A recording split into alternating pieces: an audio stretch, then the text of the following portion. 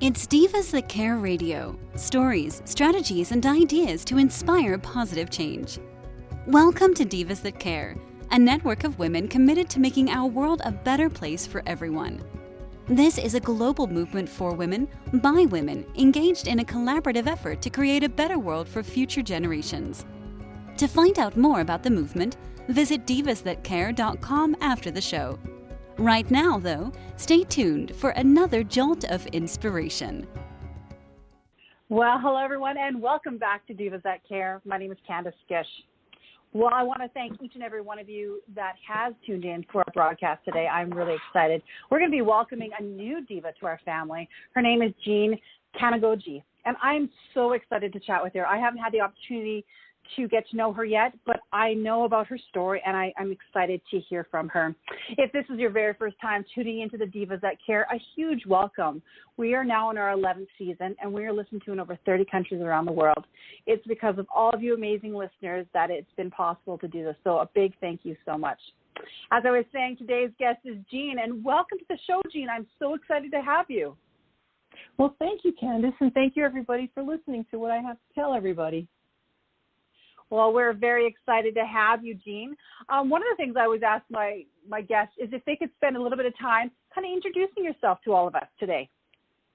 Absolutely. Well, let's see. My name is Jean Kanokogi, and I'm born and raised in Brooklyn. I am a 5th degree black belt in judo, and with the Olympics going on, we could talk a little bit more about judo. I'm also a former member of the U.S. judo team back in the day. I am a current federal agent. I'm still employed active law enforcement. I have a Ph.D. in psychology, and aside from my day job, I volunteer as the Director of Mental Health and Peer Support for the Federal Law Enforcement Officers Association. I'm a 9/11 first responder. I volunteer as an advisor for Blue Hearts for Heroes, which is an organization that helps law enforcement families with special needs children. I wrote a book called Get Up and Fight, and it is the story of the mother of women's judo, which was also my mother, and how she got women's judo into the Olympics with through grit and resilience, because she had an uphill battle to break these glass ceilings, and how she teamed up with Billie Jean King and the Women's Sports Foundation and really took on all of the naysayers that didn't want women to have equality. And here's a fun fact. I took second place in the Nathan's hot dog eating contest.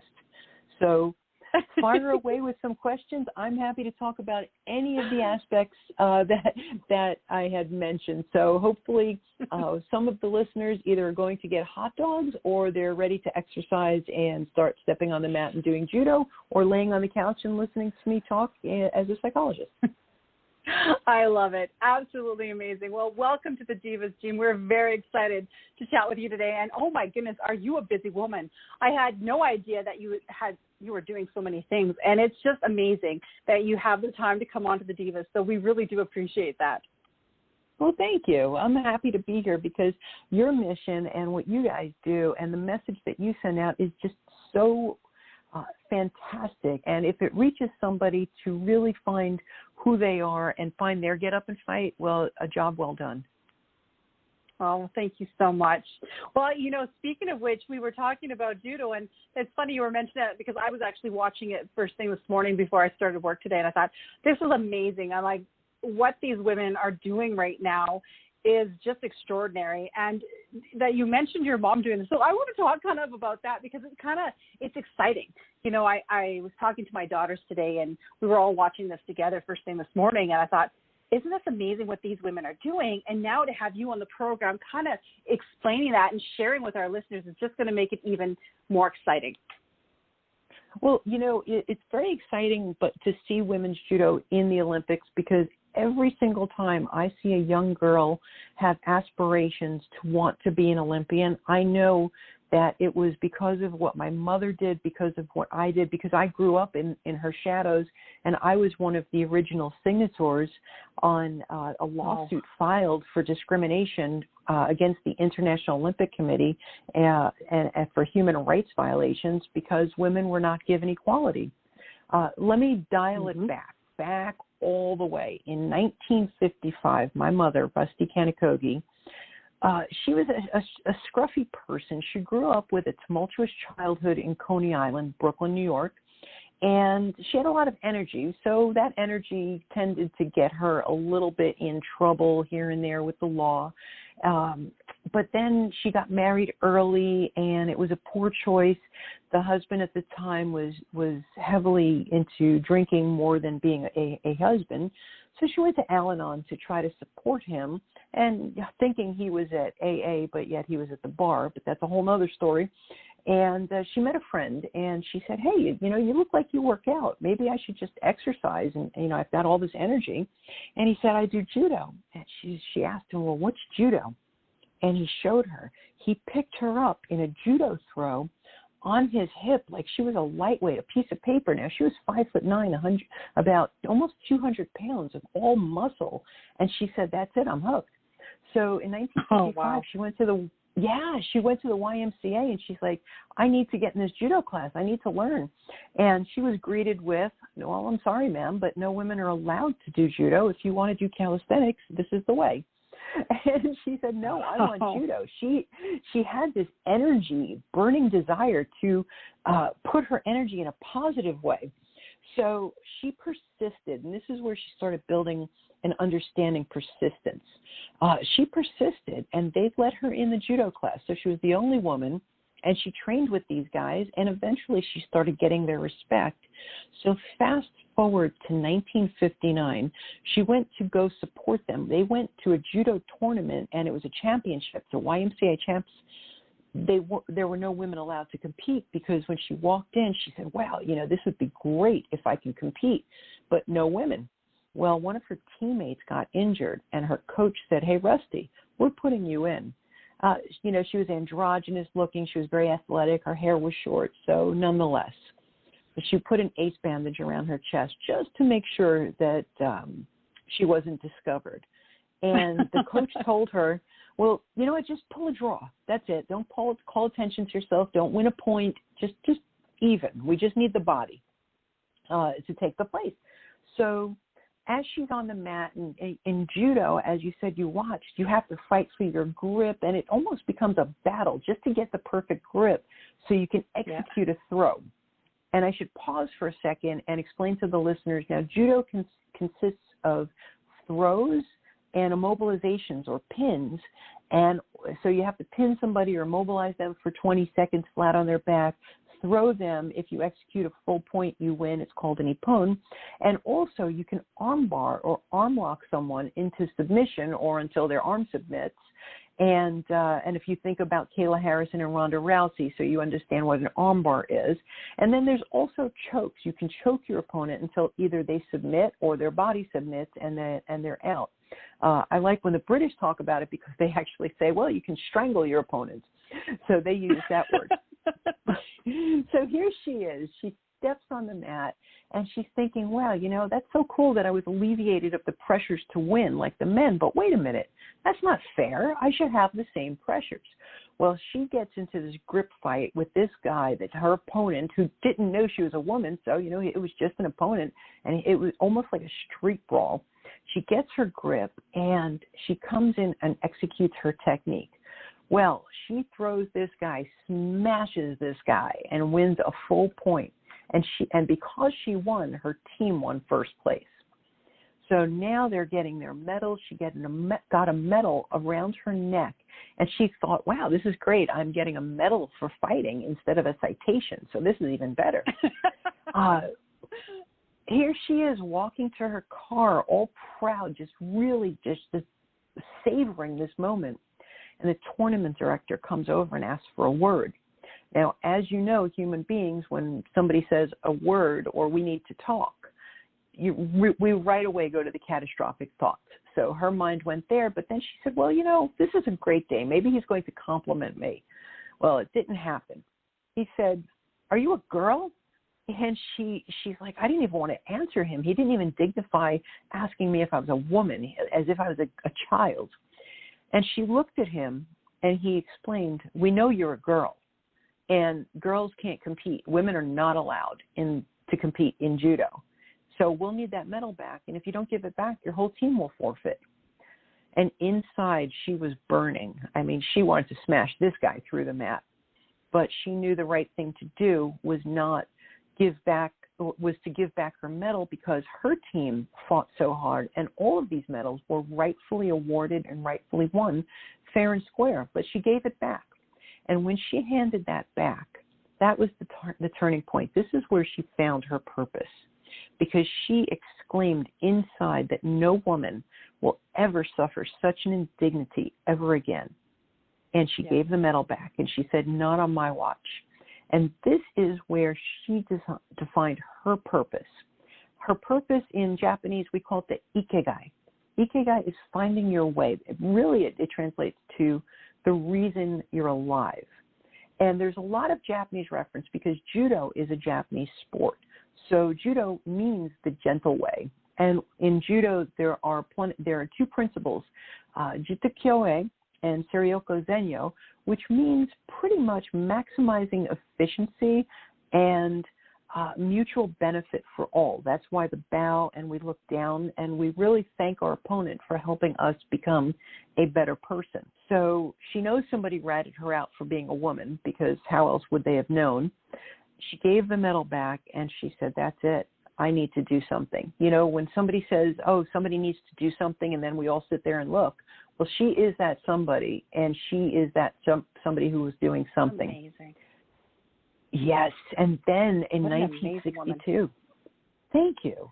In 1962, she hopped a flight to Japan, and it's not like you and I think about hopping a flight to Japan these days.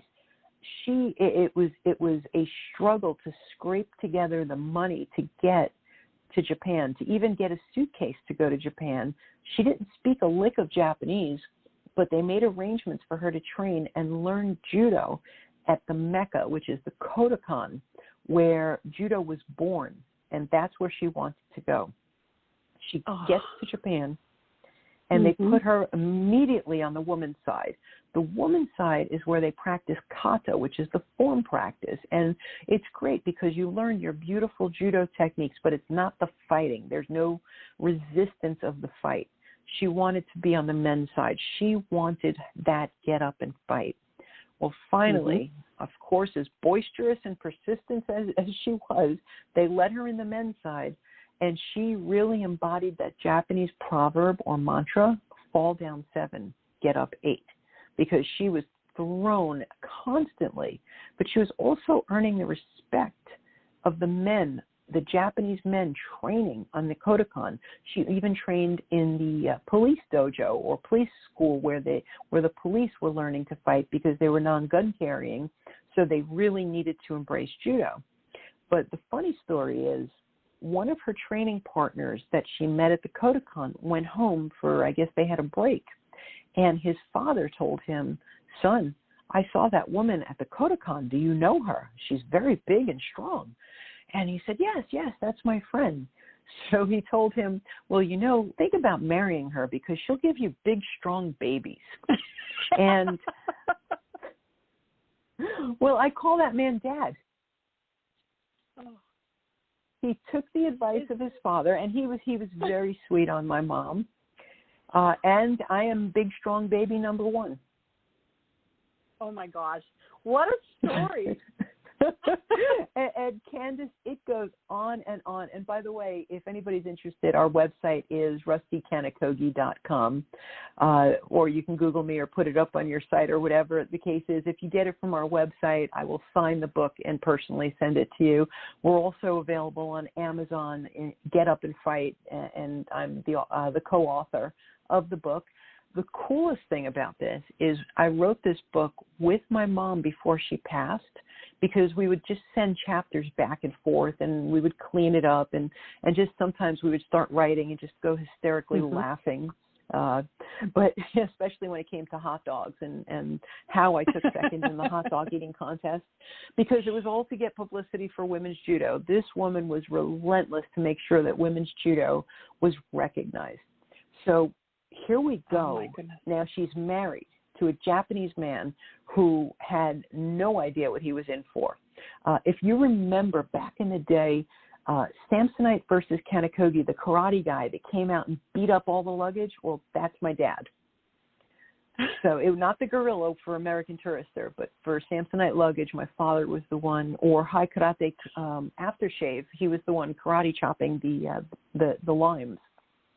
So now wow. She said, now women's judo, in 1974, they had the first nationals, so nationally women who wanted to compete in judo, they can compete nationally. But she said, no, we're going for the Olympics. So she wanted to go in the 1980 Olympics. The ones in Moscow that didn't happen for the United States. So she started a movement. She collected people who were like-minded. They didn't even know what they were fighting for, but she collected people. She went to a Women's Sports Foundation function where Billie Jean King just formed the Women's Sports Foundation because at that time they were also fighting for Title IX, for equality. She walked up to Billie Jean King and she said, I'm Rusty Kanokogi from Brooklyn, New York. I represent judo. We have a ton of discrimination in women's judo and all sports. We've got work to do. And Billie Jean said, you got it, Rusty. Let's do this. So they were lifelong friends. And actually, Billie Jean King wrote the foreword to our book, Get Up and Fight. So here they are. They're fighting for Title IX. Rusty now approaches and says,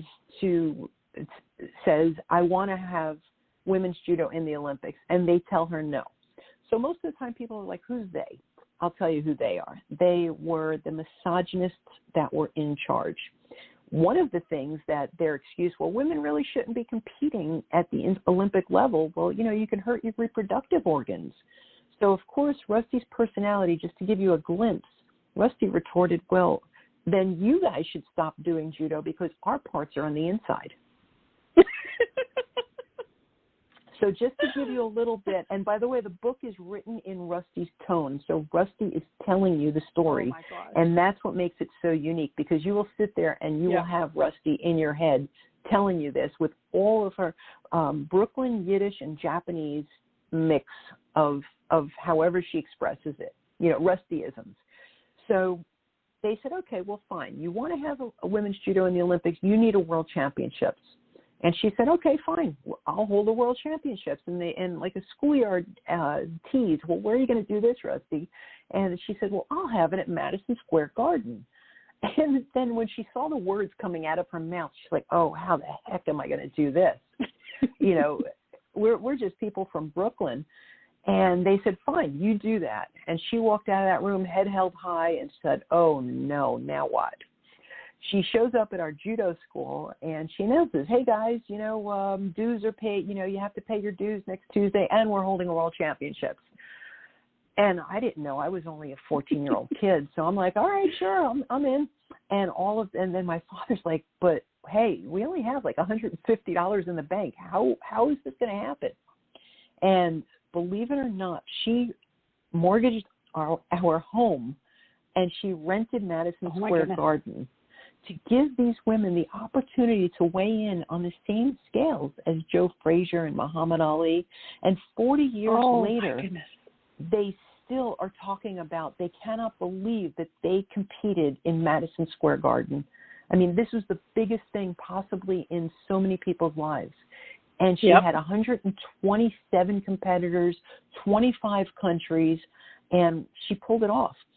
She got a sponsor. One of our sponsors was Sassone Jeans. Remember the OK symbol? Paul Guez, the owner of Sassone, had no idea why he was sponsoring, what he was doing, but he sat for 2 days during this judo competition just being there. And this is one of the people he was one of the people she collected to get involved. He knew he had to do something. He didn't know why he was doing it, but he knew it was the right thing. So this is what happened. Subsequently, another World Championships was held in Paris a few years later, and a major championships was held in Japan. So she knew that, hey, 1984, we're a shoo-in. It's Los Angeles. We have to be included. It's our home turf. Well, they told her no. Well, she didn't take that lightly. She teamed up with the American Civil Liberties Union and the Human Rights Group and filed a lawsuit against the International Olympic Committee. She went to Los Angeles. She was ready to put an injunction on the Olympics and stop the games because of discrimination. Now, keep this in mind. This is a woman from Brooklyn with no real formal education, came from a poor, broken family, and what she had was her grit, her guts, resilience, intestinal fortitude, and her tenacity. And she just kept on going. Well, she filed that suit, and do you know, Candace, in 1988, she walked into that Olympic stadium in Seoul, Korea, with a 3-woman team, and that was her gold medal because she won. Women's judo got into the Olympics, and that was her gold medal. Unfortunately, I blew out my knee right before, so it was kind of bittersweet because I should have been there as well. But my knee was blown out, and but I was just so happy to see my mother, 50 years of dedication, or at that time it was 30 years of dedication to fight for women that she didn't even know, fight for women that weren't even born yet, like 2-time Olympian Kayla Harrison. She fought for Kayla Harrison before Kayla Harrison was even a thought. I mean, it's amazing, and I mean the doors that she had opened. Now judo is going to have a team competition, equal men and equal women. There's a gender equity commission in the International Judo Federation. This would have never happened had it not been for Rusty's resilience. Rusty's get up and fight. And do you know, a few months before she passed away in 2009, the YMCA returned her medal 50 years later. Oh, my goodness. That is... I love that. So, you know, I always asked her, I'm like, well, Mom, you know, where did this come from?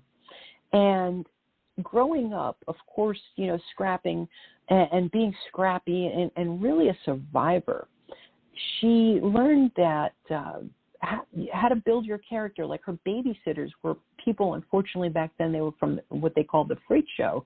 And Milo the Mule-Faced Boy and the Pinhead Sisters, those were her babysitters. And she realized that it's not what somebody looks like, it's what they're made out of. It's how they treat you, how they treat others. So she started that, and then that's how she learned who she was. And she also knew that it was so wrong for women to be discriminated against just because they're women.